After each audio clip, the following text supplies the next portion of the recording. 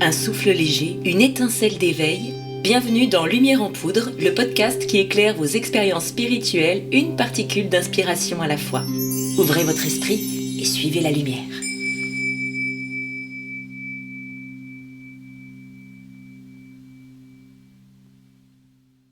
Alors, bonjour Madeleine. Bonjour Inès. Est-ce que tu peux te présenter en quelques mots et nous expliquer un petit peu ce que tu fais? Oui, avec plaisir. Alors, en quelques mots, je vais essayer d'être concise. J'ai grandi, moi, à la campagne, dans une belle campagne française et entre 2 fermes, des fermes comme on n'en voit plus aujourd'hui, des petites fermes avec, ça fait un peu image d'Épinal quand je dis ça, mais avec, la basse-cour, quelques vaches, quelques cochons, une ferme à échelle vraiment humaine où c'était un couple d'anciens qui travaillaient. Enfin, je pense notamment à la ferme de Suzanne et Henri, où j'ai passé beaucoup de temps de mon enfance. Et je te situe tout ça parce que c'est important dans ce qui a fait mon parcours. Oui. En gros, moi, j'ai grandi en consommant des aliments du jardin parce que mes parents avaient un grand potager et du beurre, du lait, etc., des œufs de la ferme voisine. Et je pense que c'est un des ingrédients importants de mon parcours. J'ai eu la chance aussi de grandir dans ce village à l'époque, je pense dans les années 80, où il y avait beaucoup moins de peur d'insécurité, comme on peut le voir aujourd'hui. Moi, Oui, j'ai c'est vrai, grandi. on avait peur de rien à l'époque, je crois. Alors peut-être que nos parents étaient inconscients de nous mettre dans des voitures sans ceinture à l'arrière, etc. Mais en tout cas, moi, j'ai eu la chance de gambader dans les champs, dans la forêt. Enfin, Oui. je vivais ma vie assez librement. Et en plus, après, j'ai eu la chance, en étant ado, d'aller vivre en Nouvelle-Calédonie, ce qui a un peu confirmé mon lien avec la nature, la forêt, toute cette abondance. Et ce qui m'a guidée vers des études d'abord de biologie. Oui. Ce qui est rigolo, c'est que j'ai hésité avec des études de sociologie à l'époque, mais voilà, j'ai fait de la biologie et je me suis plus spécialisée dans la biologie des écosystèmes. Et puis, de fil en aiguille, voyant que les débouchés m'emmenaient surtout à soit de la recherche et ça m'intéressait pas, ni l'enseignement, même si aujourd'hui je fais Ouais. de la formation, mais je voulais pas faire d'enseignement à l'époque. J'ai fait des études d'agronomie et D'accord. en gros, ben, voilà, les ingrédients essentiels, tu vois, la biologie des écosystèmes et l'agronomie, j'avais déjà les ingrédients qui m'ont amenée une dizaine d'années plus tard vers la permaculture et l'agroécologie, plus précisément. Et donc, quelle est la différence entre permaculture et agroécologie? Alors, la différence, elle est plutôt, conceptuelle et intellectuelle parce que pour moi, dans le fond, c'est similaire, même si je risque de faire bondir certains. L'agroécologie comme la permaculture, on l'entend dans les termes, l'agroécologie, c'est cultiver dans un écosystème et la permaculture, c'est cultiver de façon pérenne. Donc, l'un comme l'autre, l'idée, c'est vraiment de s'intégrer dans un écosystème pour, plutôt l'améliorer et en tout cas, j'ai envie de dire, l'agroécologie et la permaculture, plus que des différences, elles ont des similitudes. C'est vraiment d'aggrader le milieu, de l'améliorer, d'y mettre, de s'y intégrer et non pas de l'exploiter. C'est la grande nuance avec, le paradigme de l'agriculture, qu'on appelle conventionnelle aujourd'hui. Oui. Et la nuance, en fait, c'est que l'agroécologie, c'est un peu l'agriculture traditionnelle dans beaucoup de pays du Sud. La permaculture, quand on voit le jardin traditionnel antillais, l'agriculture traditionnelle d'Amérique latine, tout ça, l'une comme l'autre rejoignent agroécologie et permaculture.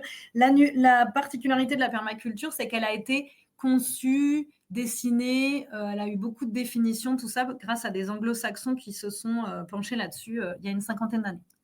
Toi, ton rayon, on va dire, c'est plus l'agroécologie. Tu es animatrice en agroécologie, c'est ça? C'est ça. En fait, moi, j'ai d'abord découvert la permaculture et c'est passionnant.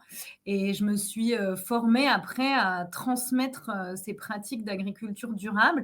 J'ai d'abord beaucoup lu plein de choses, que ce soit en permaculture, mais voilà, en agriculture naturelle. Et puis, la vie m'a amenée vers Terre et Humanisme, qui est une association qui se situe en Ardèche et qui offre une formation longue de transmission de l'agroécologie. Ah oui, parce que en fait, c'est l'association de Pierre Rabhi, il me semble, non, c'est pas ça? Exactement, c'est ça. Oui, Alors on d'accord. dit l'association de Pierre Rabhi, c'est plutôt l'entourage de Pierre Rabhi qui l'a constituée, mais effectivement, ça vient tout à fait des démarches de Pierre Rabhi, qui était à la fois en France et au Burkina à l'époque. D'accord. Alors pour ceux qui ne connaissent pas, est-ce que tu peux expliquer rapidement qui était Pierre Rabhi, s'il te plaît? Pierre Rabhi, c'était alors lui-même se définissait comme paysan et philosophe. Il était originaire d'Algérie, il a été adopté quand il était jeune et il a grandi en France. Et il a toujours cultivé cette double culture et il a, après avoir été ouvrier dans l'industrie, tout ça, il a très tôt décidé avec sa femme Michel euh, de, de, de rejoindre la terre et ils se sont installés en Ardèche avec des chèvres, etc. Et ils ont vraiment renoué avec une agriculture qu'on pourrait qualifier de naturelle. Et ensuite, ils ont accueilli des bénévoles sur leur ferme, ils ont beaucoup transmis. Et puis, de fil en aiguille, justement, des gens de leur entourage leur ont dit ça dépasse l'échelle de votre ferme, on peut peut-être monter une Waouh! association, etc. Et heureusement qu'ils ont eu ce soutien parce qu'ils avaient quand même un sacré paquet de travail. Et leur fille a aussi, une de leurs filles, parce qu'ils ont plusieurs enfants, Sophie Rabi, elle a créé, elle, une école alternative. D'accord. Voilà, qui justement associait le support d'une ferme et la transmission avec plusieurs générations. Donc toi, techniquement, tu fais partie de Terre et Humanisme. J'ai été formée chez Terre Tu as Humanisme, été formée chez eux. ouais, j'ai été membre du conseil d'administration pendant quelques années et j'ai été aussi membre de l'équipe pédagogique pour les animateurs en agroécologie. Je travaillais pour une des associations un peu petite sœur de Terre et Humanisme en Bretagne qui s'appelle l'Oasis de Pénoate. D'accord, super. Et donc, Voilà. en fait, moi, toutes les personnes que je connais qui ont pratiqué donc, soit la permaculture, soit l'agroécologie, ça me donne toujours l'impression que c'est davantage une philosophie de vie qu'une technique. Est-ce que tu Mm. penserais la même chose? Ah oui, bien sûr. Bien sûr, d'ailleurs, je vais essayer de pas trop paraphraser Pierre Rabhi, mais Mmh. justement, c'est précisément ce qu'il disait, c'est que l'agroécologie, mais on le dit aussi de la permaculture, c'est bien sûr un mode de vie. Et plus qu'un mode de vie, comme tu dis, c'est une philosophie, parce que, comme je te le disais tout à l'heure, l'idée, c'est de s'intégrer à l'écosystème. Et notre société actuelle, elle est plutôt guidée par des idées issues des Lumières, hein, Descartes et tout ça, qui situent plutôt l'homme au-dessus de la nature et qui la Mmh. maîtrise. Alors que là, l'idée, ça donne carrément un changement de paradigme. En fait, c'est vraiment de s'intégrer comme un élément de l'écosystème et du coup de travailler avec lui et non pas de l'exploiter ou trop le contrôler. Oui, mais tu vois, c'est particulièrement intéressant parce que j'ai lu un livre récemment où ils expliquaient que une des théories, donc des causes de la dépression, c'est le fait de s'éloigner de la nature. Parce que le Mhm. fait de vouloir contrôler la nature n'est pas naturel, hein, désolée pour la Mhm. répétition, et donc ça va entraîner des dysfonctionnements chez l'humain. Donc au final, ce que vous faites en agroécologie, ça redonnerait une place, une vraie place à l'humain dans un écosystème et ça permettrait peut-être, d'éviter ce genre de dysfonctionnement, en tout cas d'être plus heureux? Bien sûr. Et non seulement je pense que ça rend plus heureux de se resituer au sein d'un écosystème, en plus, il ne faut pas oublier que l'humain est quand même un animal grégaire. On vient d'animaux qui vivent en groupe, donc on a besoin de cette place de groupe. Et au-delà du groupe humain, je pense que c'est épanouissant de se sentir membre d'un système. Et c'est clair que, d'ailleurs, rien que le fait d'utiliser le terme la nature, ça nous dissocie de la nature. C'est vrai ce que tu Alors dis, qu'en fait, j'avais pensé en fait. Ouais, c'est vrai. Alors qu'en fait, comme l'ont dit des fois certains défendeurs de la nature, justement, disaient Oui, on n'est pas, on défend pas la nature, nous sommes la nature qui se défend. c'est-à-dire, on ne défend pas la nature, nous sommes la nature qui se défend, au sens où ils se défendent contre qui? Contre Tu vois, quoi? quand je te parle de milieux écolos qui ont pu défendre certains milieux qui étaient menacés, notamment par des projets d'aéroports ou de choses comme ça, Oui, et de dire, en fait, non, on n'est pas en train de défendre la nature. En fait, nous sommes la nature qui se défend, dans la mesure où en fait, de toute façon, si on altère le reste de l'écosystème, on se met en danger aussi.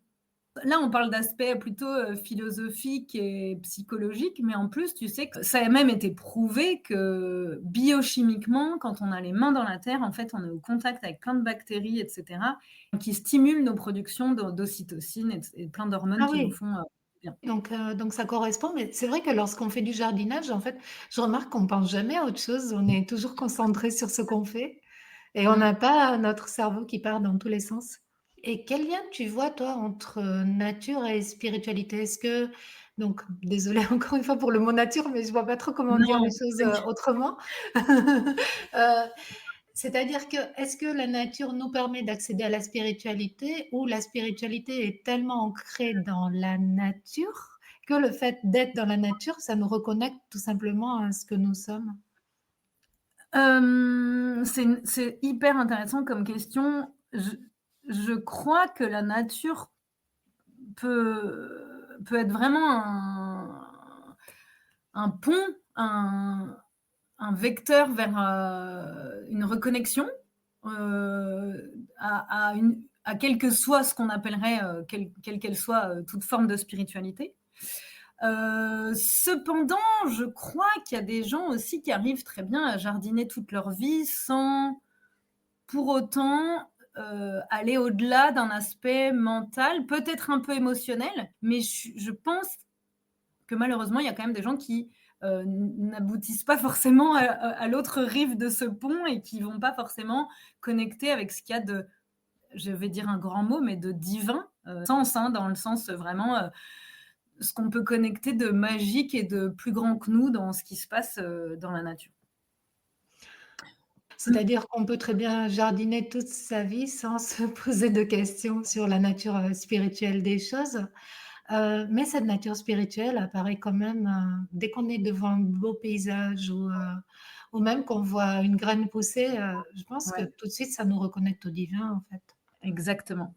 Voilà, en fait, j'allais te dire, moi, ça me semble évident quand moi je fais des semis, je suis toujours fascinée de la puissance qu'il peut y avoir dans un si petit volume, un objet si minuscule qui Oui, a pourtant déjà la puissance pour développer, une première tige, de premières racines et tout ce qui peut donner une plante entière, quoi.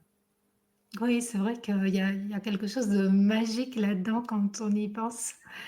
Et est-ce que tu retrouves des valeurs dans l'agroécologie qui pourraient nous permettre d'avoir un mode d'emploi de la vie? C'est-à-dire que, est-ce qu'il y a des valeurs du type, respect des cycles, Ouais, interdépendance, bien sûr.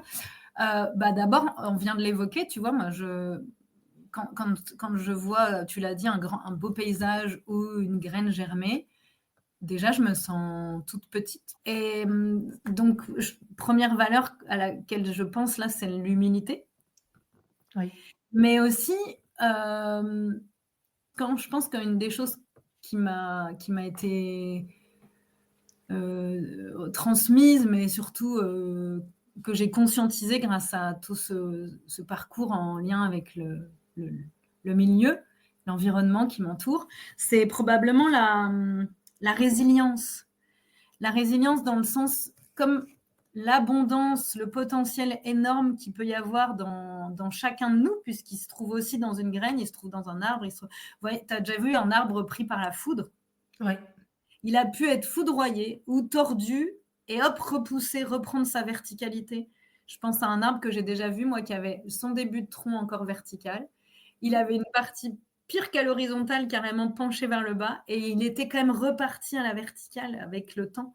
Et tu vois, il a frôlé un épisode qui aurait pu être fatal, et Mmh. pourtant, il a la capacité toujours de retrouver de la puissance de vie. Et donc, bien sûr, pour tout ça, moi, ça m'évoque le respect du vivant, l'harmonie qui peut se trouver dans toutes ces choses, même si elles ont leurs imperfections. Elles tendent quand même toujours vers une certaine harmonie. Et, et bien sûr, cette notion, quand je te parlais d'écosystème en introduction, la faculté de se mettre membre d'un écosystème plutôt qu'au-dessus, ça nous rappelle notre interdépendance et le fait qu'on soit un élément de tout ça, un respect presque inné et obligatoire, oui, inné, envers tout ce qui nous entoure. Très souvent, lorsqu'on se retrouve, par exemple, face à un énorme arbre et qu'on se rend compte que cet arbre a vécu depuis des centaines d'années, c'est là qu'on va se rendre compte que nous, en fait, on est tout petit Mhm. et et c'est quand même une façon très visuelle de nous remettre à notre place, je trouve. Donc ça correspond tout à fait à ce que tu dis et la société n'en serait que mieux si à chaque fois on appliquait ces valeurs que la nature, nous enseigne et Ouais. que nous ignorons joyeusement, je dirais. Bah ouais, et c'est vrai que je crois que si tout le monde jardinait, même un petit peu, tu vois, à l'école, ou parce que je repense au jardin, tu faisais référence au jardin. euh, Quand on jardine, on est aussi forcément appelé à une certaine humilité parce que il suffit d'une grosse pluie, il suffit d'un épisode de grêle, il suffit d'une trop grosse chaleur, enfin plein de phénomènes Oui. qui sont au-delà de ce qu'on peut maîtriser entre guillemets. Ben, on se rappelle que les lois de la nature, elles sont bien au-delà de nos petites capacités humaines et qu'on doit bien se soumettre à ces, à ces aléas. Récemment, j'ai essayé de planter, des petites, plantes, voilà, qui n'ont pas survécu à cause des escargots et je pense que ça remet un peu tout à sa place. Au sens où je me disais peut-être que, voilà, c'est que j'aurais pas dû les planter là et la nature a repris le dessus en me disant: «Non, c'était pas le bon endroit pour les planter». Ou peut-être que tu t'es installé dans un endroit où les escargots étaient affamés, qu'ils avaient connu que des graminées, enfin de ce qu'on appelle l'herbe communément depuis un certain temps, et que tu leur as apporté de la nouveauté, de la fraîcheur, des petits plants tout succulents. Bon, bah, Et puis, j'espère qu'ils me remercieront et qu'ils ne mangeront plus mes prochaines plantes. Et donc, tu penses qu'on peut parler d'une écologie spirituelle? ah oui, enfin, tu vois, si on pense aux peuples natifs, enfin, qu'on appelle Ouais. communément les autochtones dans différentes régions du monde. Bon, malheureusement, on les appelle les autochtones parce qu'à l'opposé, il y a des colons, hein. Enfin, quand on dit les Oui, c'est vrai. autochtones, c'est qu'il y a eu des gens qui sont arrivés d'ailleurs. Mais en tout cas, les C'est gens vrai. natifs d'un territoire qui vivent de façon équilibrée sur leur territoire, quand je dis équilibré, c'est encore une fois en harmonie avec leur milieu, et ben, ils sont pas seulement, ils sont en connexion pas seulement matérielle avec ce milieu. Ils ont souvent des rituels de gratitude, des rituels oui, de gratitude ou en tout cas, de cohabitation qui va au-delà du matériel et de la dimension de l'espace, quoi. Tu vois, C'est ils ont vrai, souvent une ouais. connexion dans l'invisible, quoi. Oui, oui, oui et tu vois, moi, il y avait un texte qui m'avait marquée quand j'étais au collège, je crois. C'était une native américaine, hein, aux États-Unis, qui racontait que cette personne, lorsqu'elle devait creuser un trou, elle creusait un tout petit trou et elle s'excusait auprès de la terre et je me Mmh. rappellerai toujours, après je suis sortie donc du collège et j'ai vu une pelle mécanique qui est en train de faire des trous dans la terre et je me suis dit: «C'est horrible en Ouais, fait» et on est tellement habitué à voir ça qu'on ne se pose plus la question, mais peut-être que oui, peut-être qu'on fait mal à la terre sans s'en rendre compte et sans vouloir s'en ouais, rendre compte. ouais. Bah, tu sais, moi, j'ai réalisé, et je l'ai nommé il n'y a pas si longtemps en créant ma conférence gesticulée à l'époque, il y a quelques années, que dans le contexte que je t'ai décrit là de mon enfance, moi, j'ai pleuré quand j'ai vu une prairie que j'avais toujours connue prairie, Ouais, quand je l'ai vue labourer. ouais. Et j'avais peut-être 5-6 ans, tu vois, donc c'est quand même que intuitivement, il y avait quelque chose qui pour moi était violent, en tout cas dans le fait d'avoir labouré profondément cette terre qui était avant juste gentiment de l'herbe qui se ressème naturellement d'année en année, quoi. Oui, Donc je oui. comprends tout à fait. Moi, c'est vrai que j'ai le plus grand mal en fait à faire un potager parce que chaque fois ça me fait trop de peine d'arracher les plantes. C'est horrible. Alors, c'est tout l'intérêt d'approches comme la permaculture et l'agroécologie, c'est que on se met dans une posture de on va nourrir le sol pour y accueillir de nouvelles plantes. Et du coup, c'est d'ailleurs un travail que tu peux faire aussi avec une dimension dans l'invisible, hein, vraiment de remercier cette terre pour tout en lui apportant des nutriments comme du compost et tout ça, et se dire ben si vous voulez bien, on va accueillir maintenant aussi des plantes qui vont me nourrir. Oui, ce dont je me rends vraiment compte avec les plantes, c'est que les plantes nous montrent sans cesse les cycles de mort et de vie. Au Mmh. final, les plantes grandissent sur d'autres plantes mortes et Mmh mh. c'est une chose à laquelle on ne pense pas souvent, mais la mort et la vie Mmh. sont partout dans la nature. Exactement et c'est intéressant. Moi, tu vois, j'ai commencé ma vie professionnelle en bossant dans le compostage, plutôt dans des grosses structures, des bureaux d'études, des choses comme ça, parce que j'ai l'impression que c'était un peu l'entrée pour, amener du vivant dans la terre, quoi, enfin, dans notre système agricole, conventionnel et tu vois, le compostage, c'est précisément ça. C'est vraiment rien ne se perd, rien ne se crée, tout se transforme et c'est de faire de entre guillemets «de déchets» de faire un futur or pour le jardin, vraiment des nutriments pour remettre dans le cycle. Et c'est ce qui se passe dans la forêt quand les feuilles mortes tombent. Elles sont transformées dans l'humus pour nourrir à nouveau les racines des futurs ou des arbres déjà existants, mais aussi de futurs jeunes plants. Oui, donc il s'agit de transformer la mort en vie. Au final, c'est très Mmh. alchimique comme processus. Oui, c'est ça, C'est ça, hein? c'est exactement ça. Et, et quand on y pense, moi je trouve toujours intéressant dans le compost de voir aussi une analogie avec les saisons. Tu vois, pour moi, la phase de compostage, et c'est pour ça que je te faisais référence aux feuilles mortes qui tombent, il y a cette phase où, pendant l'hiver, en fait, se transforment des choses, même si on ne les voit pas à l'œil nu, il se transforment des choses pour donner des nutriments pour que, à la sortie de l'hiver, quand le soleil et la lumière vont revenir, il y aura tous les nutriments nécessaires pour les futurs germes de l'année suivante. D'accord, donc le balayage de feuilles mortes que fait tout le monde, en fait, c'est très bête. Il faut pas faire ça. Mais c'est peut-être aussi une analogie à notre société qui aime pas trop voir la mort et voir les déchets et voir les choses qui sont justement en décrépitude. On a du mal avec ça, hein. On n'est plus trop C'est vrai. connecté à la mort. Ouais. Oui, c'est tout à fait vrai ce que tu dis et donc justement, vu qu'on en vient à parler du compost, est-ce que tu pourrais nous expliquer comment faire un bon compost? Parce qu'à un moment, je m'étais intéressée à ça et vraiment, il y a de tout et de rien sur internet. Donc, est-ce que tu peux nous expliquer? Le mode d'emploi du compost, en fait, j'allais dire, c'est entre guillemets pas compliqué. Il faut oser le sentir avec son nez et le sentir avec ses mains. Et de temps en temps, mettre les mains dedans pour voir si c'est trop humide. Si tu as répulsion à mettre les mains dedans, c'est qu'il manque probablement de. C'est la grosse pathologie de tous les composts, enfin, la plupart des composts de particulier, il manque de broyat. Il faut de la matière carbonée. C'est-à-dire, il faut, tu vois, justement, là, on parlait de feuilles mortes qui tombent au sol. En fait, il n'y a jamais que de la feuille morte. Il y a aussi toujours des petites brindilles et de la matière arbre. On ne peut pas Ouais, avoir que de la matière feuille. Et nous, en plus, dans nos composts à la maison, on met pas vraiment des feuilles mortes, on met des déchets de cuisine qui sont très humides.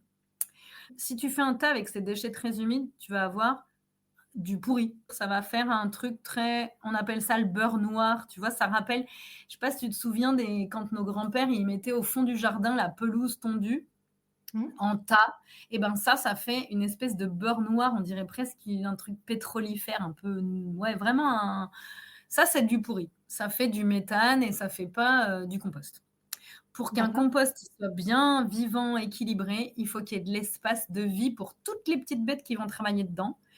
Et pas seulement les vers de terre, on pose toujours aux lombriques, mais il y a plein de types de lombriques, mais il y a plein de petites bêtes qui décomposent la matière organique. Il leur faut de la place et de l'air. Il vaut mieux qu'il y ait trop d'air dans un compost que pas assez. Et quand on met que de la matière humide, comme nos déchets de cuisine, on n'a pas de place pour l'air. D'accord. Donc il faut amener au moins l'équivalent, si tu amènes un petit seau de déchets de cuisine, il faut amener au moins l'équivalent de brindilles, de matière que j'appelle carbonée, enfin qu'on appelle carbonée, c'est pas que moi, c'est-à-dire de la matière bois. Donc soit du broyat, soit des brindilles, soit au pire, entre guillemets, j'allais dire justement des feuilles mortes ou de la paille. Mais dans Mmh. l'idéal, il faut vraiment de la matière qui soit capable d'amener de l'air. Tu vois, c'est intéressant parce que justement quand on fait des recherches sur le compost, je ne suis jamais tombée sur cette idée. C'était plus du style, ce qu'on a le droit de mettre dedans, ce qu'on n'a pas le droit de mettre dedans, du style les épluchures d'orange, mais au final, on n'y réfléchit pas d'un point de vue d'harmonie. Et là, tu es en train de dire qu'il faut que le compost soit harmonieux, qu'il ait à peu près des équivalences des mêmes types de choses au final. C'est exactement ça. J'ai en tête, si tu veux, une croix de, tu sais, comme là on faisait les graphiques, justement, tout à l'heure tu parlais du collège. En fait, il faut un équilibre entre le carbone et l'azote. Donc, bon, l'azote, c'est les matières plutôt type produits de cuisine. Le carbone, c'est les matières plutôt type bois ou carton même. Et un équilibre entre air et eau. Voilà. D'accord. Ah non, mais c'est Donc, passionnant, en fait. il faut aussi brasser régulièrement son compost. Donc, trouver un outil qui va te permettre de le mélanger facilement selon ta force et tout ça, pour pouvoir ramener de l'air, toujours ramener de l'air. C'est comme nous, lorsqu'on dit qu'on ne respire pas bien. En fait, il faut que tout respire correctement, y compris le Exactement. compost. Exactement. Exactement, vraiment. Et un bon compost, il fait pas trop de petites mouches, il ne sent pas mauvais. Et justement, si on ose mettre les mains dedans, c'est pour ça que je disais que c'est génial d'oser le sentir avec le nez et le sentir avec les mains, parce que grâce à ça, on sent s'il est trop humide, s'il est trop... Ben voilà, en osant y mettre nos sens, on comprend son sens. Ça viendrait jamais l'idée de mettre les mains dans du compost naturellement, mais c'est peut-être ce que tu dis aussi, qu'on a tout le temps peur des déchets, de la mort et autres. Un bon compost, il sent presque pas la forêt, parce qu'encore une fois, on n'y met pas les mêmes choses que dans un sol de forêt. Mais un bon compost, moi, je trouve qu'il peut sentir bon. Dans l'idéal, c'est vrai que quand on commence, il vaut mieux éviter de mettre tous les déchets carnés. Il faut éviter d'y mettre des choses cuites, parce que les petites bêtes qui vont travailler dans ton composteur, elles n'ont pas l'habitude de manger des pâtes, du riz, des choses comme ça. Mais peut-être que si tu as des poules, elles seront contentes d'aller manger. Enfin, en tout cas, faut oser, je crois, l'étudier comme un phénomène, comme une marmite. Comme une marmite. Regardez comment est équilibrée ta recette, comme dans une marmite de ratatouille.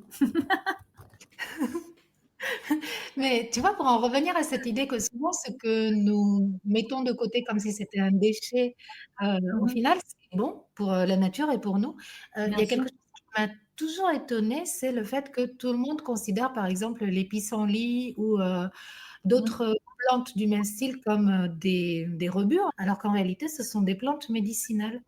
Et si on regardait la nature avec ces yeux-là, tu vois, que si on voyait à quel point la nature nous offre de quoi nous guérir, on serait quand même plus heureux plutôt que de considérer tout le temps la nature comme un ennemi. Tout à fait. C'est ce qu'on appelle souvent les mauvaises herbes. Oui, les mauvaises herbes. Moi, j'ai eu un super formateur à Terre-Humanisme, Robert Morez, une douce pensée pour lui, qui lui les appelle les adventistes du 7e jour.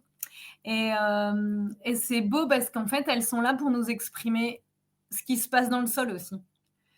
Et comme tu dis, non seulement elles sont médicinales pour nous, mais il y a aussi une approche très intéressante qui s'appelle la bioindication, c'est-à-dire considérer les plantes bioindicatrices. C'est-à-dire qu'en fait, au-delà de faire une analyse en laboratoire de qu'est-ce qu'il y a dans ce sol, combien de ci, combien de ça, on peut regarder qu'est-ce qui pousse à cet endroit-là. Et ça nous dit comment va le sol. Ah oui. Et tu pourrais donner un exemple? Bah oui, là où pousse du trèfle, c'est souvent que le sol est tassé, par exemple. Et en fait, mais même, alors encore plus flagrant, le rumex. Je ne sais pas si tu connais le rumex, ça fait des grosses feuilles un peu verrues, enfin, souvent qu'on qualifie un peu de moches, elles sont un peu vertes et des fois violacées. C'est une des plantes contre lesquelles les agriculteurs se bataillent tout le temps parce qu'elle pousse, elle prend beaucoup d'énergie, des minéraux disponibles dans le sol. Et elle a des grosses racines hyper profondes, donc on met des années à s'en défaire. Et en plus, quand on les laisse dans les champs, bah forcément, elles montent en graines, donc elles se reproduisent, etc. Et en fait, quand il y a du rumex sur un sol, c'est parce que ce sol est tassé. Et magie, le rumex a une énorme racine qui, en fait, cette racine, elle travaille le sol. Ah, donc quelque part, c'est pour aider le sol. Elle a cette capacité, voilà, avec sa grosse racine, d'aller en profondeur. Et il y a un monsieur génial qui a développé cette approche qui avait pourtant été déjà initiée dans les années 30, de vraiment lire ce que disent les plantes présentes sur un sol, au-delà de il y a ou pas du phosphore disponible, etc. Selon ce qui y pousse, on sait, on peut lire avec un peu de formation et d'entraînement, disons, quelle santé s'exprime dans ce sol. Quand tu parles de santé, c'est-à-dire, est-ce que ça va être, par exemple, est-ce que si on voit certaines plantes, on va se dire que le sol manque de nutriments, c'est ça? Oui, on peut dire qu'il manque de certains nutriments, mais aussi on peut dire est-ce qu'il est asphyxié, est-ce qu'il respire, exactement comme on le disait pour le compost. Est-ce qu'il y a un équilibre dans les bactéries et les champignons, les êtres qui travaillent en profondeur, ou est-ce que une famille de bactéries qui, par exemple, est capable de vivre dans un milieu un peu trop humide, est-ce que celle-ci a pris le dessus? On pourrait dire la même chose d'un compost, on pourrait dire la même chose de nos intestins aussi.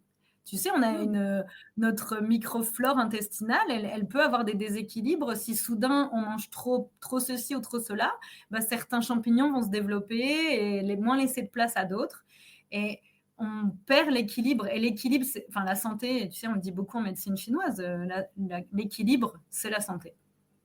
Oui, il y a une analogie à faire en effet. Je faisais ce parallèle avec les plantes bioindicatrices parce que, comme tu disais, non seulement ces mauvaises herbes, entre guillemets, elles ont des vertus médicinales pour nous, mais elles ont aussi un sens. Si elles poussent à cet endroit-là, c'est qu'il y a un sens au fait qu'elles soient là. Et d'ailleurs, tu vois, ça rejoint cette dimension qu'on qualifiait, que ce soit de philosophique ou même de spirituel dans l'écosystème et la vision qu'on peut en avoir, c'est qu'en fait, chaque chose est à sa place. Il n'y a pas de mauvaise herbe. Tout ce qui est là, c'est qu'il doit être là. Et d'ailleurs, on dit tout le temps la nature a horreur du vide. C'est qu'en fait, quand il y a du vide, la nature, il trouve quelque chose à y mettre, en fait. C'est vrai, mais tu vois, j'ai pensé récemment à ça aussi, au sens où je parlais avec une cliente qui avait des problèmes intestinaux, et donc on a regardé ensemble dans un livre d'herboristerie, et en fait, elle y a trouvé le lamier blanc qui apparemment correspondait à ses soucis, et elle me dit, ah mais j'ai plein de lamiers blancs dans mon jardin. Et c'est quelque chose que j'ai remarqué, c'est que souvent, lorsqu'on a telle ou telle pathologie, on va avoir la plante qui correspond, qui pousse dans notre jardin, comme pour nous aider. Et je trouve ça absolument magique. Ouais. C'est magique et des fois, tu vois, comme nos inconscients sont un peu têtus ou revêches, parfois les plantes qu'on n'aime pas, c'est celles qu'il faudrait qu'on mange plus. Ah bon? Et justement, les gens qui n'aiment pas l'amertume, tu sais, on dit que tous les produits amers, ils sont bons pour le foie. Et D'accord. parfois, quand on n'aime pas trop l'amertume, peut-être qu'il faudrait justement s'en rapprocher. Il y en a plein qui vont me dire qu'ils vont prendre de la bière alors, parce que c'est amer. Mais non, il faut Alors, prendre si du on aime pissenlit. voilà, si on aime la bière, en général, ça vaut le coup de manger un peu de pissenlit quand même, en équilibre. Et la bière au pissenlit ne suffit pas, il faut manger Ah du mince, pissenlit. d'accord. Bon alors par contre pour notre audience, bien évidemment, on parle de plantes, mais consultez d'abord votre médecin pour Oui, être bien sûr sûr. que c'est compatible et que ça vous convient. Et alors concrètement, qu'est-ce que tu fais toi en tant qu'animatrice en agroécologie? Qu'est-ce que tu apprends aux personnes? Quel est ton travail en Alors fait, Madeleine? alors c'est très vaste. Moi, récemment, alors mes activités les plus récentes, c'est j'ai accompagné des équipes pour qu'ils puissent concevoir des jardins et des composts d'ailleurs, dans des espaces urbains, donc en entreprise, dans des écoles, collèges, enfin à Marseille et aux alentours. Ça, c'était mon dernier poste, un peu j'allais dire l'apothéose de mes dernières années, un peu plus de 10 ans d'animatrice en agroécologie. Mais j'ai aussi accompagné une structure agricole qui faisait du maraîchage en insertion, qui était déjà en production agriculture biologique, mais qui voulait aller plus loin dans la gestion de leur surface. Et on y a installé des haies, des mares, on a diversifié les cultures pour justement mettre, tu sais, ce qu'on appelle l'association de cultures, donc mettre des cultures qui se protègent ou qui se nourrissent les unes les autres, leur faire des voisinages intéressants. Voilà, donc j'ai déjà accompagné plutôt des structures agricoles, j'ai accompagné là récemment des écoles, des entreprises. J'ai aussi beaucoup monté de stages en immersion pour créer des jardins, mais alors vraiment en y faisant ce que les permaculteurs appellent la conception et le design. Donc c'est vraiment dessiner des jardins. Aujourd'hui, ça, je le fais aussi, au-delà des stages, je le fais aussi pour des particuliers, pour des entreprises. Là, je travaille avec des hôtels, des gîtes, des campings aussi, pour par exemple intégrer du vivrier dans les haies. Tu vois, dans des campings, c'est chouette quand on peut cueillir, que ce soit des framboises ou des quetchs enfin voilà, Oui, c'est vrai. intégrer un peu de vivrier dans le paysage. Et par rapport à toutes tes expériences, Madeleine, qu'est-ce que tu dirais que le contact avec la nature apporte à des personnes qui ne sont pas habituées? Parce que j'ai un peu l'impression que tu as souvent eu ces expériences-là, d'amener des personnes qui ne sont pas habituées au contact avec la nature à la voir, à le ressentir. Quels sont les retours que tu as? D'abord, je crois, peut-être que c'est biaisé parce que c'est ce qui me touche particulièrement, mais d'abord, l'émerveillement.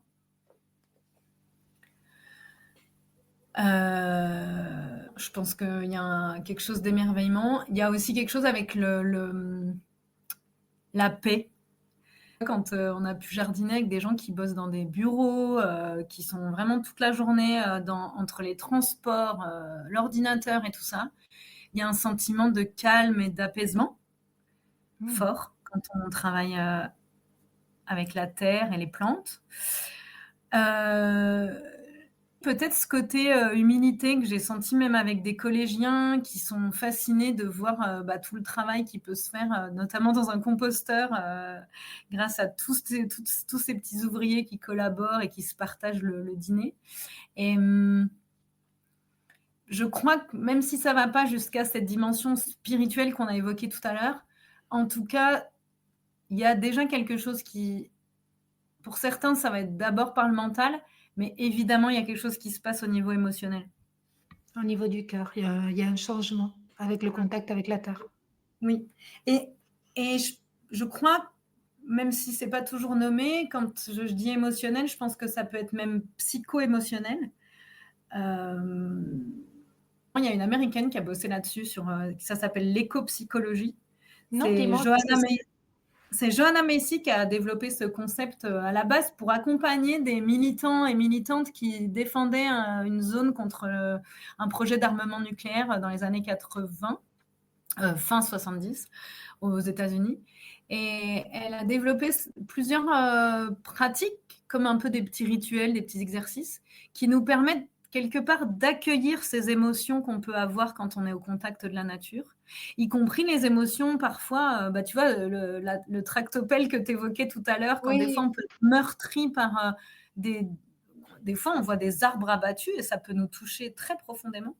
Et Joanna Macy, elle a développé ça, c'est-à-dire vraiment le fait d'accueillir avec des outils de psychologie, mais aussi des rituels avec la nature et tout ça pour ouvrir cet espace de je vis des émotions qui sont liées à mon lien à la nature et comment les accueillir et les transmuter pour leur laisser une place et peut-être faire œuvre de gratitude et de reconnaissance envers ces liens qui nous unissent.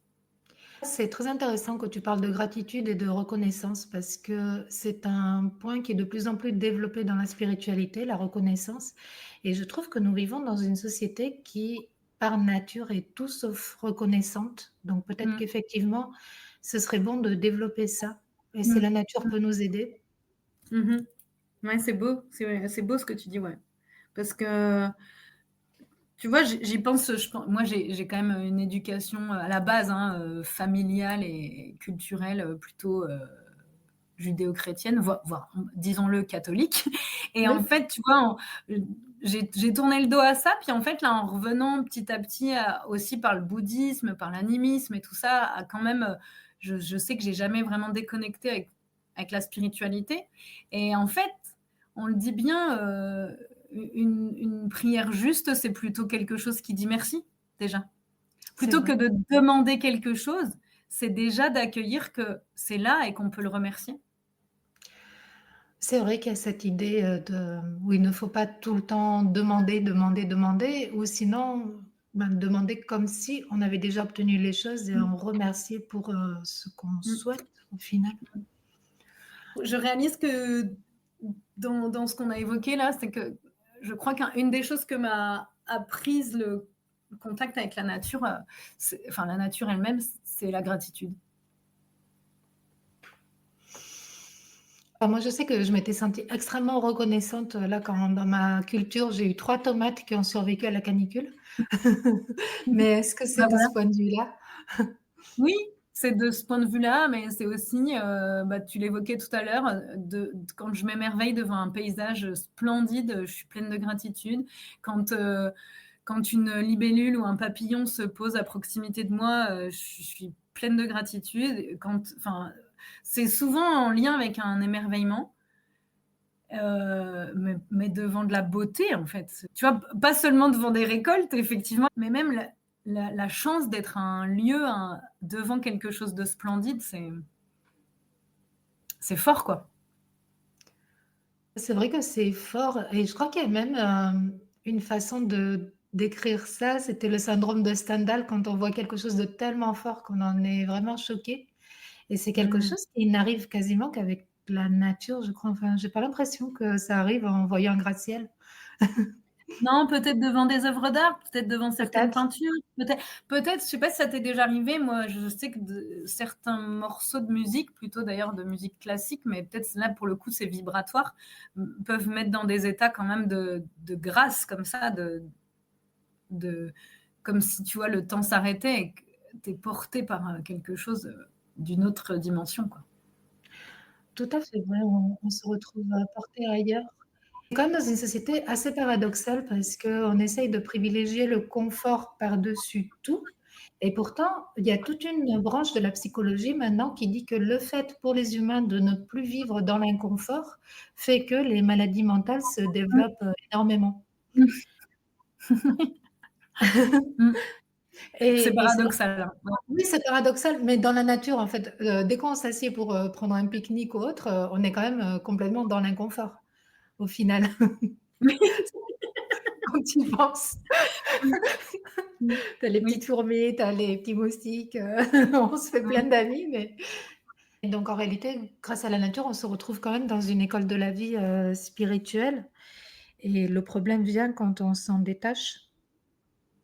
Oui, je crois, ouais. Et c'est paradoxal parce que quand on a voyagé ou comme moi avoir eu la chance de vivre carrément ailleurs, on se rend compte qu'effectivement, on perd en jugeote ce qu'on appelle notre progrès.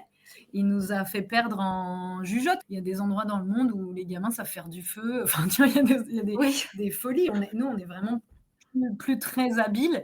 Et alors, je vais peut-être pas aller jusqu'à nommer la folie des trottinettes électriques, mais moi, je m'inquiète pour nos congénères et leur bipédie, parce qu'on est quand même des bipèdes. On a su survivre. Enfin, en tout cas, nos ancêtres, si toi et moi, on est là, c'est parce qu'on a des ancêtres qui ont su courir dans les steppes. Et aujourd'hui, ouais. on peut s'inquiéter que nos congénères sachent encore courir ou au moins marcher. Parce Déjà, que ça serait bien.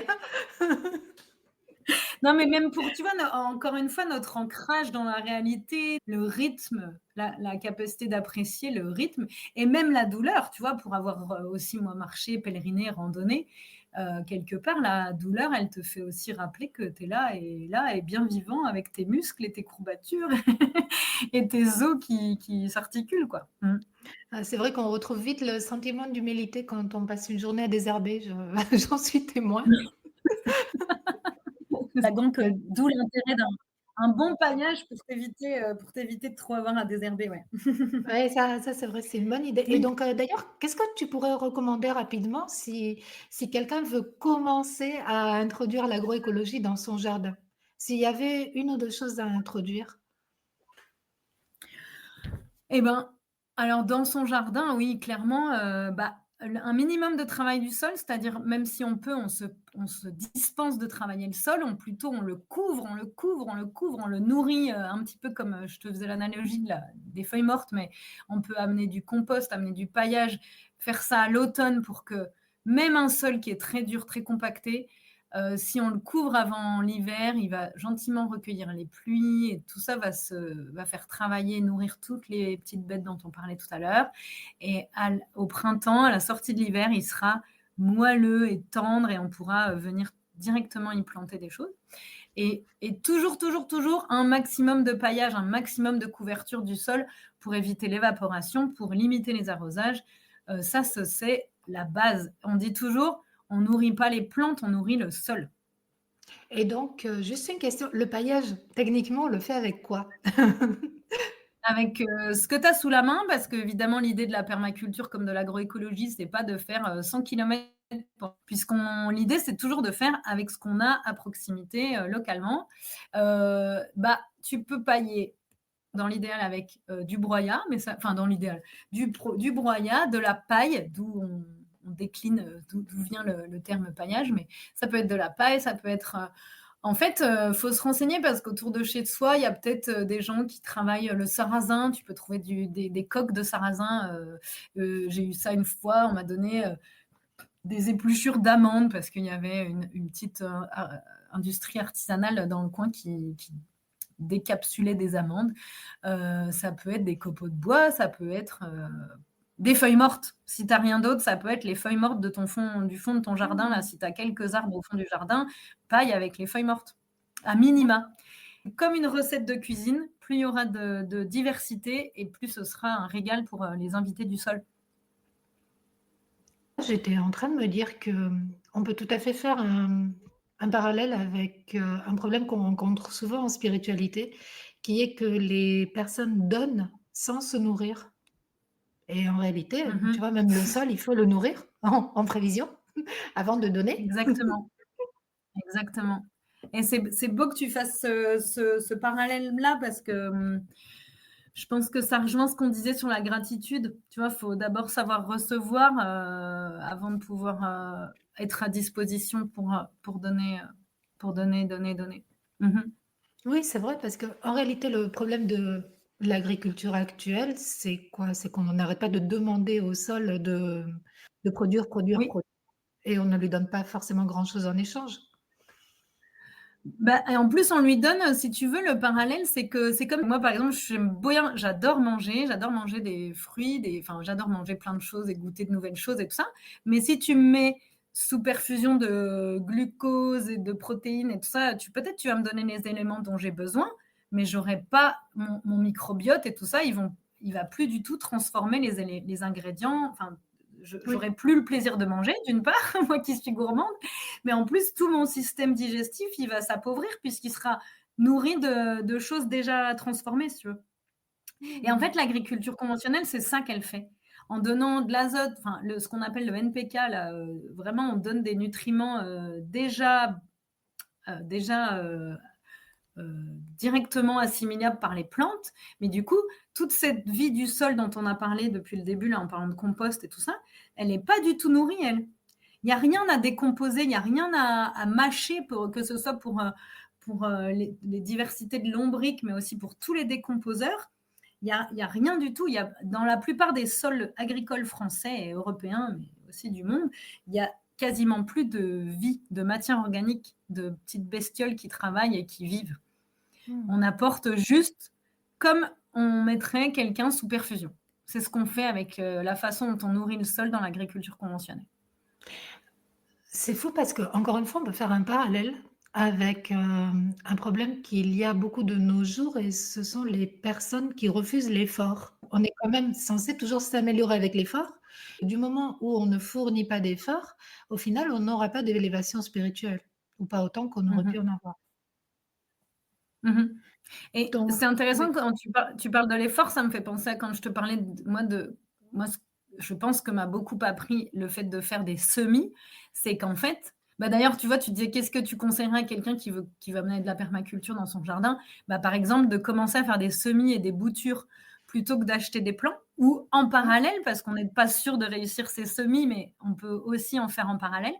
Moi, quand je vois la puissance que crée une petite graine dans sa capacité à sortir une première racine et une première tige, mais elle fait un effort en fait. Elle fournit une énergie pour déployer ça. On n'aboutit pas à une plante sans énergie déployée, quoi. Et tu vois, j'avais vu, dans un drama coréen, je suis très fan des dramas coréens, mais j'avais vu en fait une histoire. Donc c'était une jeune fille qui trouvait un cocon, il y avait un papillon dedans. et en fait, elle aidait le papillon à sortir du cocon et donc ensuite le papillon est mort très vite après parce qu'en fait, Mmh. il n'avait pas eu l'effort de Oui, muscler ses ailes contre le cocon c'est et beau, hein? ouais, c'est beau. C'était très Enfin, triste c'est aussi. triste pour le papillon. C'est triste pour le papillon, mais c'est beau parce que tu te dis que je sais pas si tu as déjà vu, moi, tu sais, je vivais en Ardèche et j'ai vu des fois des cigales sortir de leur cocon, mais Non. c'est incroyable, l'effort qu'elles tu sens l'effort qu'elles fournissent, enfin vraiment puis en plus c'est assez gros donc on le voit bien. Bah, de la même façon, tu mesures que oui, c'est une épreuve dans sa vie, mais la preuve, comme tu le dis pour le papillon, c'est une épreuve, indispensable. Oui, parce que sinon on n'aura pas de jolies ailes. On ne pourra pas chanter Oui, c'est ça. pendant c'est ça. Et donc, si tu avais une seule chose à transmettre au-delà de ces techniques, qu'est-ce que ça serait? Est-ce qu'il y a une phrase, un enseignement sur la nature que tu gardes, toujours, avec toi, qui peut nous permettre Oui, de comprendre, davantage le mode d'emploi? bah, il y a 2 choses qui me viennent. Je vais je, je te l'ai dit, cette notion de: «On ne défend pas la nature, nous sommes la nature qui se défend» et ça rejoint cette phrase connue du chef indien, je crois que c'est le chef Seattle, mais j'espère que je dis pas de bêtises. Tu sais, qui disait: «Nous n'héritons pas de la terre, nous l'empruntons à nos enfants». Oui, c'est vrai. Et ça, je crois que c'est vraiment quelque chose. Moi, je l'ai lu assez tôt. J'étais jeune, j'étais ado, et je crois que ça m'a beaucoup, beaucoup marqué. Et ça m'est revenu plein de fois, du coup, dans mon parcours avec la Terre. Et puis, j'ai- je crois qu'il y a une chose qui est importante aussi. C'est quelque chose que Pierre Rabhi avait évoqué. Peut-être qu'il est aussi dans l'épilogue qu'il a écrit de, je crois que c'est Nature et spiritualité de Jean-Marie Pelt. Pierre Rabhi, un jour en conférence, je l'ai entendu expliquer que, en fait, à l'échelle de la vie sur Terre, si on ramenait vraiment l'existence de ce qu'on a daté comme étant la vie sur Terre. Si on ramenait à 24 heures, c'est ça? Comme si les temps de la vie sur terre étaient comprises dans une durée de 24 heures. En fait, l'humain, il existe depuis si on est minuit moins 2 là, bah, l'être humain, il existe depuis quelques secondes. D'accord. Et pour moi, ça évoque beaucoup de choses. Ça évoque qu'on est une espèce très, très, très, très jeune dans l'histoire de la vie. Moi, quand je suis face à un arbre et tout ça, tu vois, on l'a dit tout à l'heure, ils existent depuis tellement longtemps, et quand tu vois la capacité des végétaux à transmettre leurs graines avec le vent et tout ce qu'ils ont pu concevoir, tu vois, une orchidée, la forme de sa fleur qui va attirer le bon pollinisateur. Bon, la nature est fascinante, et l'évolution a amené les végétaux déjà tellement loin, mais en fait, les végétaux, ils existent depuis bien plus longtemps que nous. Et quand j'évoque souvent auprès de mes stagiaires ou des groupes que j'accompagne que l'humanité est jeune, ça veut dire aussi, soyons indulgents. Pour moi, on est une espèce un peu comme un bébé, quoi. On a encore, à l'échelle de de notre existence en tant qu'humanité, on est une espèce qui est sur Terre depuis très très peu de temps, même si on a eu le temps de faire beaucoup de dégâts en très peu de temps. Ouais. Mais toutefois, on n'est pas mature. On a encore beaucoup à apprendre et beaucoup à grandir. Et en fait, pour moi, on est un peu comme des jeunes padawans, et les Jedi qui peuvent nous apprendre à progresser, c'est soit les peuples natifs, puisqu'ils sont là depuis. Enfin, ils vivent en harmonie avec la nature et ils ont continué à rester en harmonie avec la nature. Ou soit encore nos voisins animaux, végétaux qui sont là depuis plus longtemps que nous. Et nous, on a encore beaucoup, beaucoup, beaucoup à apprendre de ce lien à la nature. Bon, mais en tout cas, je te remercie, Madeleine, pour ce moment passé avec toi où tu nous as expliqué le mode d'emploi de la nature. C'est un grand mot. En tout cas, je vais mettre tous les liens que tu me donneras sur les animateurs en agroécologie, Oui, avec plaisir. sur mon site web et aussi sur la page Spotify et sur tous mes contenus. Donc, si vous voulez retrouver Madeleine, regardez ma page web, donc www.lumieureenpoudre.fr, et aussi la description de cet épisode sur Spotify. Donc, je te remercie beaucoup, Madeleine, et je Merci te à dis à toi. bientôt. Merci pour ce bon moment. À bientôt. Merci à toi, à bientôt. Un souffle léger, une étincelle d'éveil. Bienvenue dans Lumière en poudre, le podcast qui éclaire vos expériences spirituelles, une particule d'inspiration à la fois. Ouvrez votre esprit et suivez la lumière.